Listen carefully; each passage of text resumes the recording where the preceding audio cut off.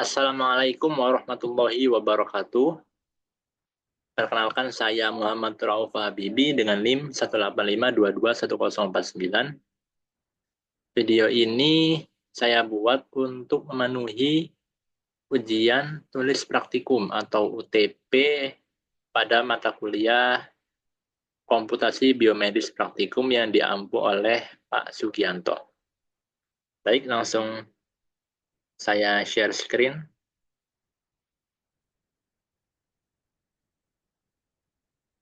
Baik, pada kali ini saya akan mengerjakan soal 1.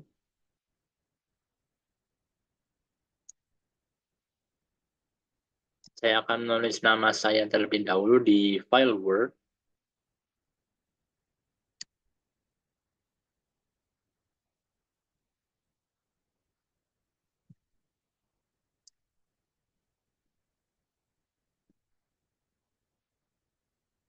Soal 1. Oke. Untuk mengerjakan soal ini, saya akan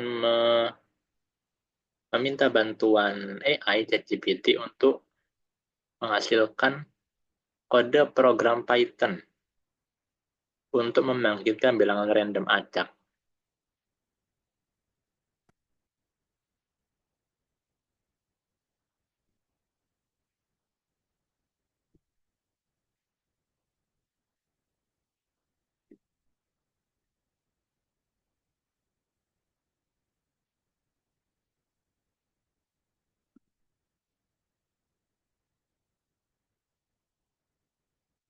Baik, saya akan copy kodenya ke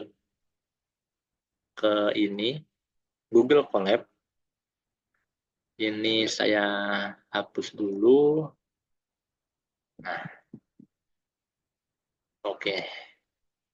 Saya akan jalankan. Dan yang saya dapat adalah nomor 18. Baik, pada soal 1, nomor 18. Oh, ini. Kasus simulasi kadar glukosa dalam darah. Saya akan tulis di Word dulu.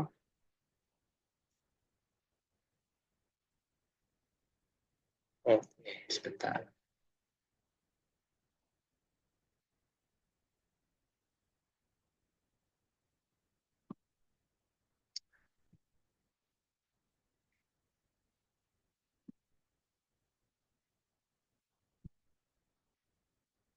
Nah, di sini saya akan meminta bantuan AI untuk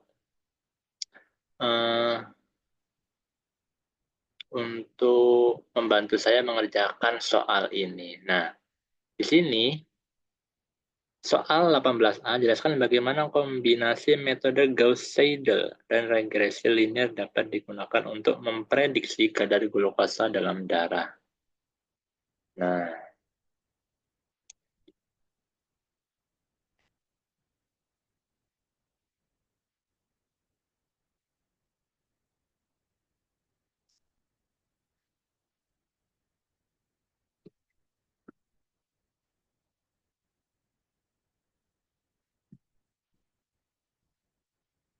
jadi menggunakan kombinasi Gauss-Seidel dan regresi linear untuk prediksi kadar glukosa.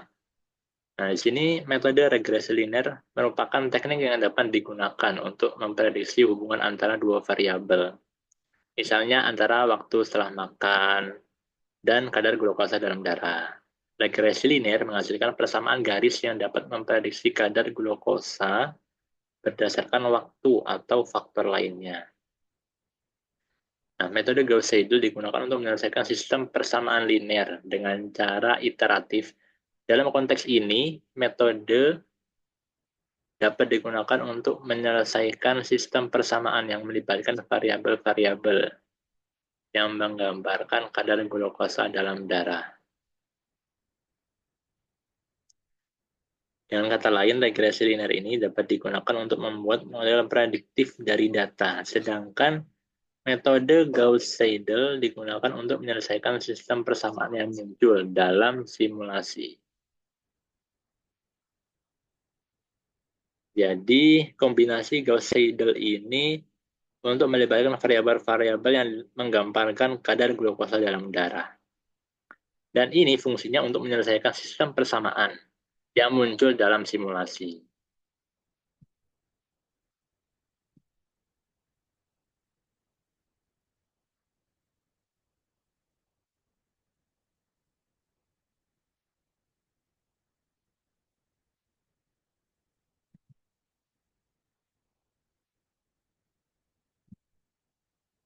Lalu untuk yang B,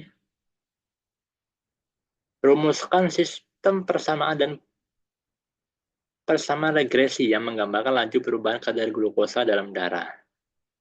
Nah, di sini kita misalkan, kita memiliki pengukuran kadar glukosa setelah makan pada beberapa titik waktu, misalnya 30 menit, atau 60 menit, atau seterusnya. Nah, kita ingin memprediksi nih kadar glukosa berdasarkan waktu tersebut.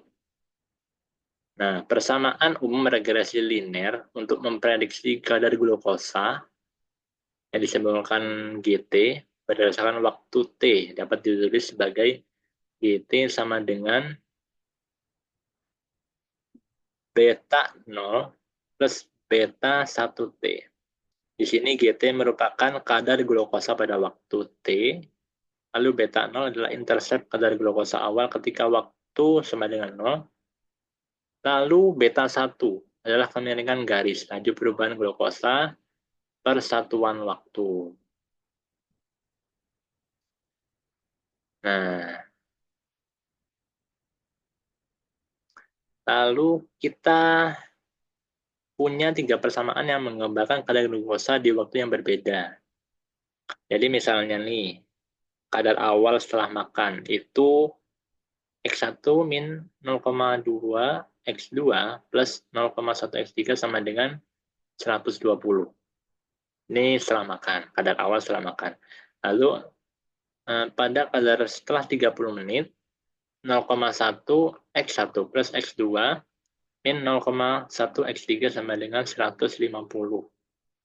Lalu setelah 60 menit, persamaannya min 0,1 X1 ditambah 0,2 X2 ditambah X3 sama dengan 180.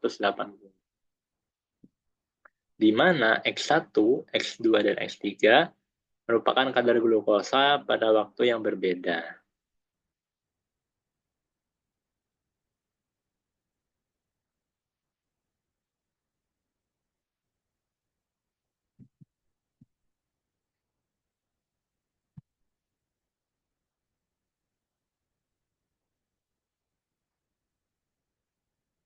Oke, jadi ini saya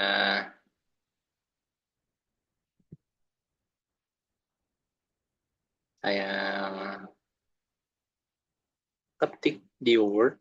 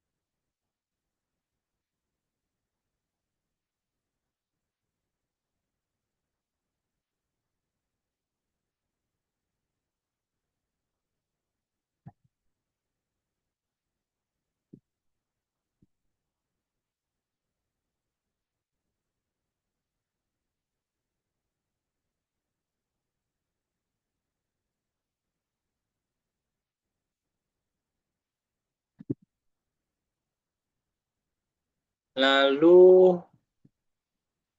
untuk C,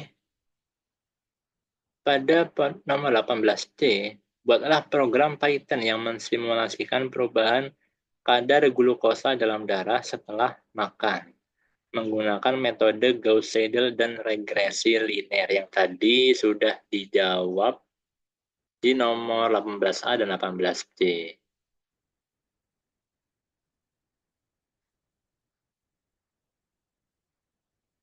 Nah, di sini saya akan meminta bantuan AI untuk menghasilkan kode program Python-nya. Oke, sebelum saya ketik di Word, saya akan mencoba dulu di Google Colab. Oke, kita salin.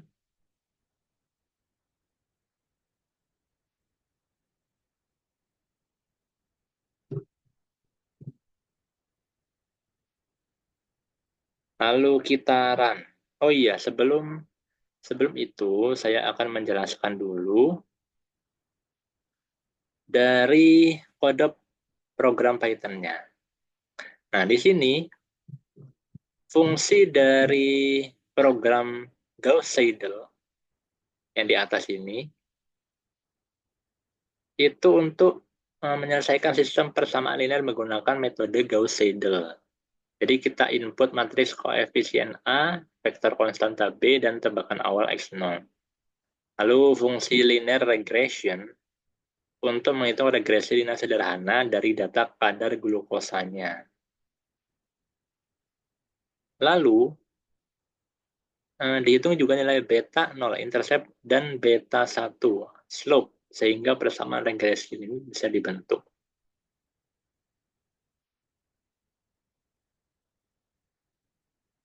Lalu simulasi data, waktu setelah makan diinput sebagai time, dan kadar glukosa aktual sebagai glukos. Lalu,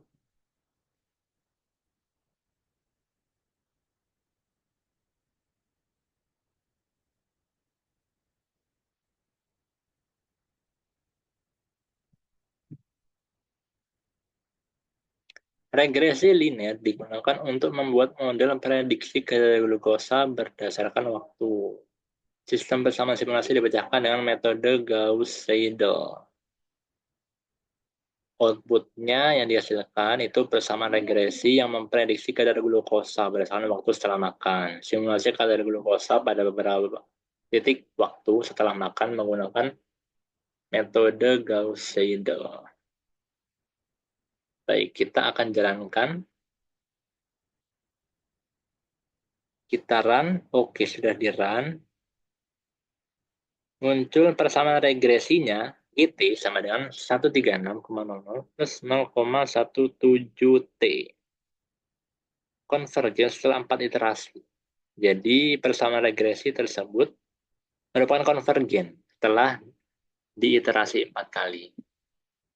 Simulasi kadar glukosa setelah makan Gauss-Seidel. Di sini ada tiga persamaan.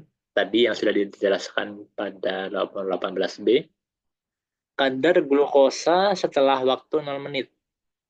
Tadi rumusnya adalah yang B itu, yang X1 min 0,2 X2 plus 0,1 X3 sama 120,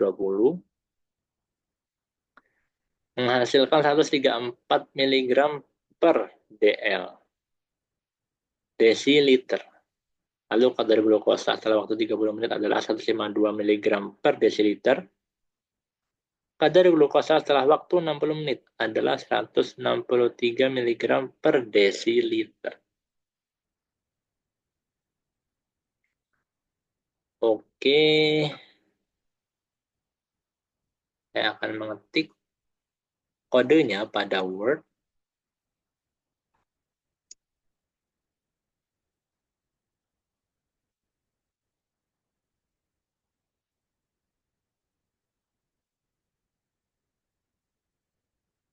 Lalu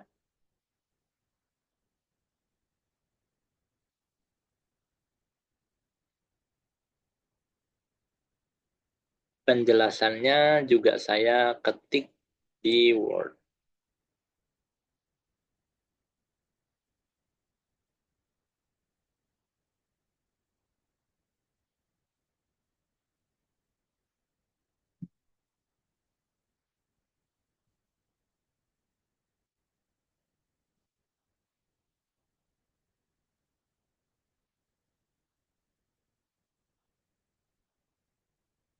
Jadi sistem persamaan ini dipecahkan dengan metode Gauss-Seidel. Nah, outputnya yang tadi adalah persamaan regresi linear yang sudah disebutkan tadi, yaitu GT sama dengan 136 plus 0,17 T. Lalu, simulasi kadar glukosa pada beberapa titik waktu setelah makan menggunakan metode Gauss-Seidel. Nah, simulasinya ada dalam waktu 0 menit, lalu 30 menit, dan 60 menit. Simulasinya yang 0 menit adalah 134 mg per desiliter, lalu yang 30 menit 152 mg per desiliter, dan 163 mg per desiliter untuk yang 60 menit. Saya akan tulis outputnya ke Word.